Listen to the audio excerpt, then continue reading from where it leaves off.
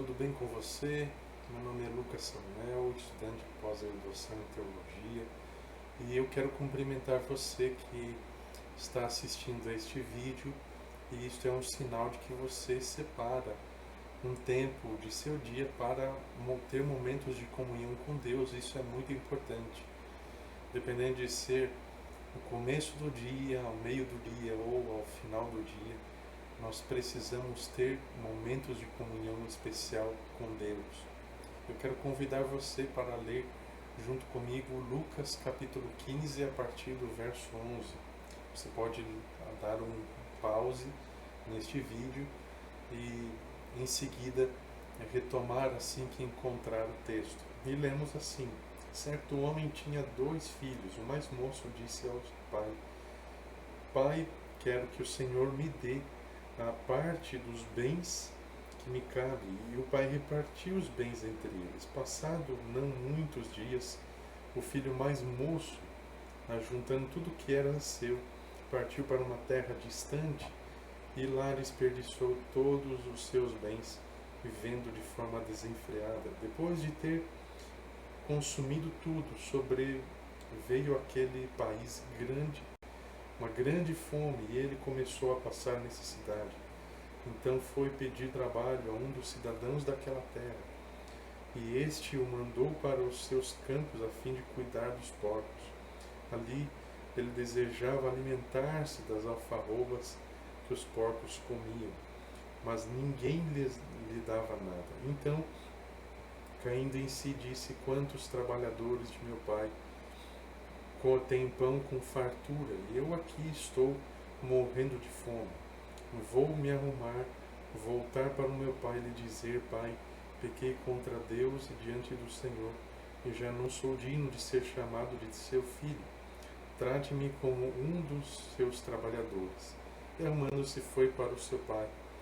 Vinha ele ainda longe, quando o seu pai o avistou, compadecido dele, correndo, o abraçou e beijou, e o filho lhe disse: Pai, porque pequei contra Deus e diante do Senhor, já não sou digno de ser chamado seu filho. O pai, porém, disse aos servos: tragam depressa a melhor roupa e vistam ele, ponham um anel no dedo e dele sandálias nos pés, tragam e matem o bezerro gordo.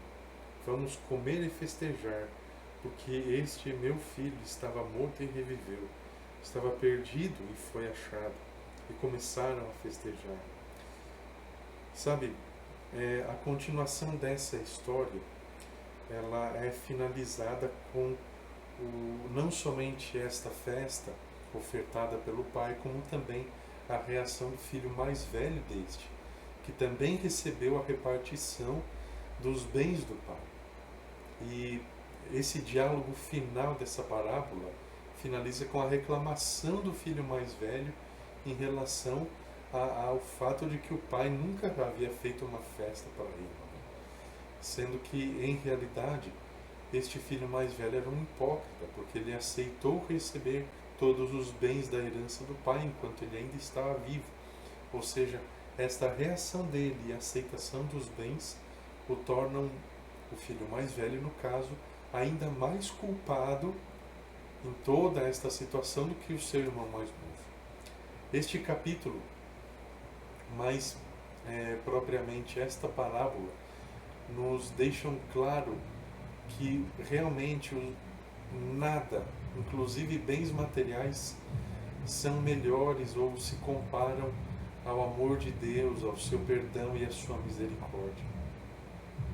Deus nos deu tudo e muitas vezes negligenciamos tão grandes bens, tão grandes honras, e mesmo assim, ao retornarmos aos braços de Jesus, o que a nossa negligência passada fez não importa mais nesse momento.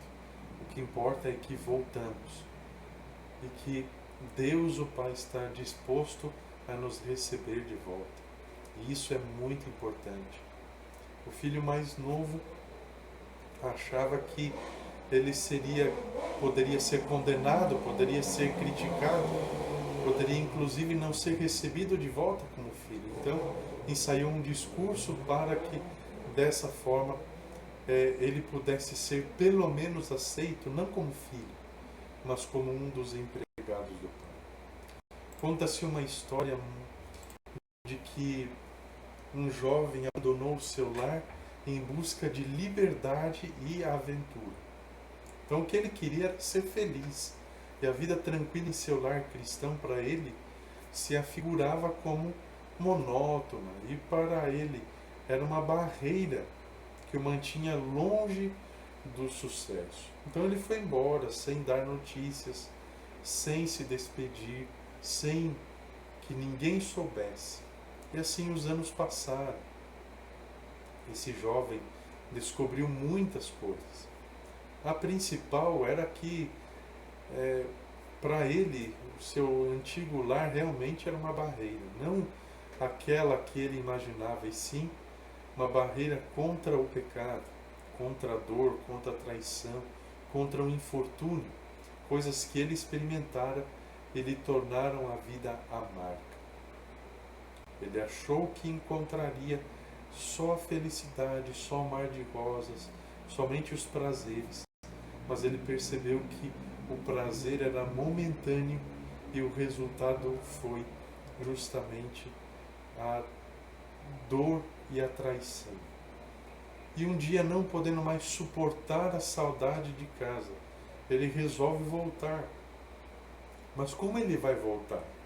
Depois de tantos anos, e ainda mais após ter deixado o lar sem ao menos se despedir, como ele teria certeza de que seria aceito? Jamais poderia suportar sequer a ideia de ser rejeitado por seus pais. Mas como saber se eles ainda estariam dispostos a recebê-lo e perdoá-lo? Então surgiu uma ideia. Escreveu aos pais, suplicando perdão, e pediu para voltar para casa. Se os pais o aceitassem novamente, eles não deveriam responder à carta, mas eles deveriam estender um lençol branco no varal de casa, como um sinal de que ele realmente foi perdoado e ainda continuava sendo amado por eles. Na data marcada, ele embarcou no trem. Estava ansioso, partilhou sua ansiedade com o passageiro que estava ao seu lado na viagem. Explicou que a sua casa ficava à margem da ferrovia e descreveu aí as características e o pedido que havia feito, ao passarem por lá, e que o passageiro lhe informasse se o lençol estaria pendurado, pois não tinha coragem de olhar. Caso não houvesse lençol, não desembarcaria, ele prosseguiria a viagem até a próxima cidade. Então, finalmente chega à casa de seus pais. Então, sem olhar pela janela, perguntou sobre o lençol para o passageiro ao lado. E o passageiro não pôde se conter, ele exclamou: "Você precisa olhar. Todo o varal e o telhado da casa, as árvores, a cerca, estão cobertos de lençóis brancos." Meu amigo, com essa ilustração, quero que você perceba que, da mesma forma como Deus busca incessantemente, através de sua palavra, da natureza da vida de Jesus, deixar claro o quanto Ele ama você. Então, pode ser que a sua vida esteja assim, como a do filho pródigo, como a desse rapaz que fugiu de casa ainda muito jovem. Não tenha medo de voltar para a casa de Deus. Não tenha medo de voltar para os braços de Cristo. Ele vai estender não apenas um lençol branco no varal. Ele vai estender os lençóis em todos os lugares. Ele morreu na cruz por você.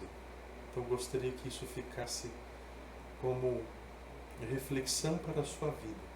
Se você está distante de Cristo, volte para Ele. Ele com certeza irá recebê-lo de volta de braços abertos. E essa atitude dele demonstra a disposição de Deus, o Pai, em recebê-lo de volta como seu filho. Ore comigo. Obrigado, Senhor Deus, por Tua palavra. Agradecemos porque ela nos orienta em nossa vida. Gostaria de estar pedindo ao Senhor uma bênção especial para quem está assistindo este vídeo.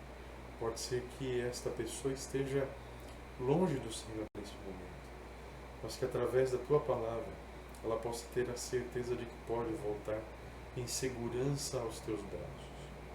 Abençoa a estes queridos amigos e que o Senhor possa estar sempre conosco, nos dando a certeza do Seu amor, que é eterno, e por causa dele o Senhor é sempre liberal em misericórdia. Nós oramos em nome do Senhor Jesus. Amém.